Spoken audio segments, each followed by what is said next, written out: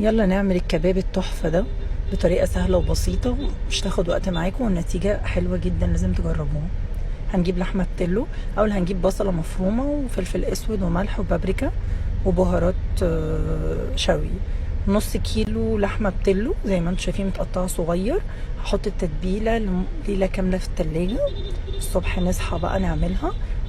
نجيب ليا قطع ليا، هنحط قطعة اللحمة وبعدين قطعة ليا، هنحط قطعة الليا ونفضل نكرر الخطوة دي كذا مرة في كل اللي هي بتاعت الشيش طاووق دي.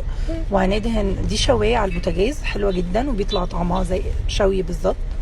بعدين جبت الكفتة، هكتب لكم طريقتها تحت التتبيلة. حطيتها برضو في الاسياخ بتاعتي وعلى الشواية.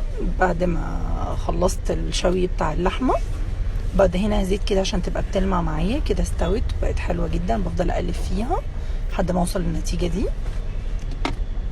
وبعدين حطيت الكفتة، حطيت قطعة ليا كده تعمل ريحة معايا وطعم حلو كده. كله بقى جاهز معايا، وجنبيها سلطة طحينة وسلطة طماطم واي حاجة بتحبوها.